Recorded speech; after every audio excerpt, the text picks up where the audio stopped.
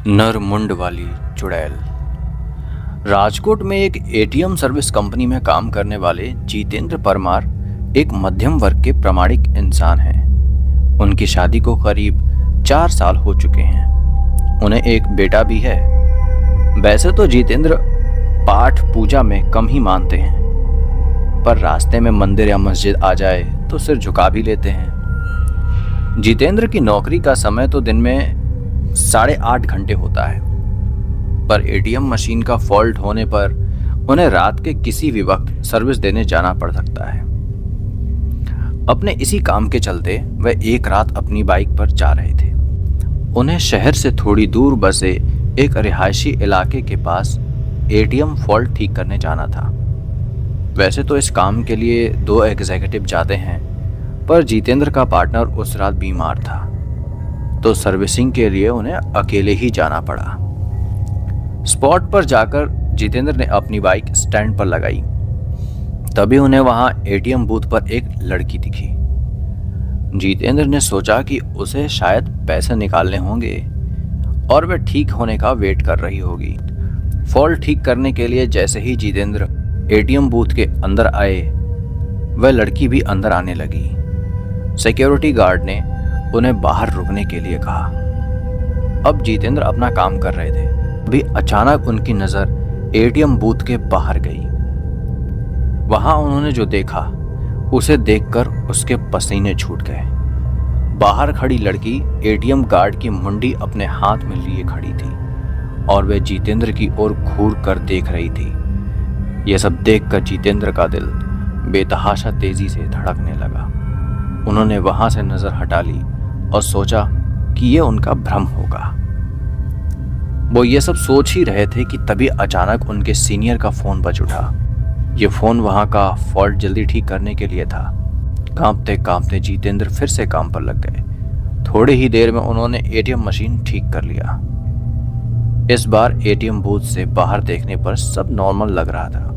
वह लड़की वहां पर खड़ी थी और एटीएम बूथ का गार्ड भी उसके पास आराम से खड़ा था। जितेंद्र ने सोचा कि पहले जो भी देखा था वह सब उसका भ्रम होगा। वह काम निपटाकर सीधा अपनी बाइक की ओर दौड़ गया। जाने से पहले उसने एक बार फिर एटीएम बूथ पर नजर डाली। तब एक बार फिर से उसका दिल दहल गया। एक बार फिर बाहर खड़ी लड़की एटीएम गार्ड की मुंडी अपने हाथ में लिए खड़ी थी। इस भयानक नजारे को देखकर जितेंद्र बुरी तरह डर गए और जल्दी से वहां से भाग निकले। राजकोट वापस लौटते वक्त भी उन्हें बार बार ये आभास हो रहा था कि उनकी बाइक के साथ कोई परछाई चल रही है। वे घबराए हुए भागे चलाए जा रहे थे। वे घबराए हुए तेजी से चलाए जा रहे थे।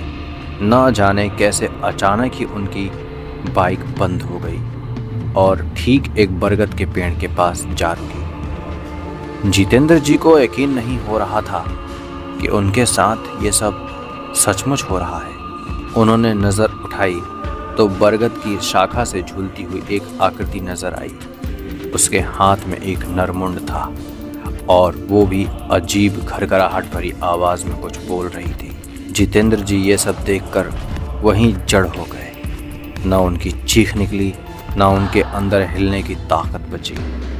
चुड़ैल पेड़ से उतरी। उसके उल्टे पांव देखकर जितेंद्र जी के पसीने छूट गए। उन्होंने आंखें मूंद ली और भगवान को याद करने लगे। चुड़ैल उनके बगल में आकर बैठ गई और उनका सर सहलाने लगी। इसके बाद जितेंद्र जी को कुछ याद नहीं कि उनके साथ क्या हुआ।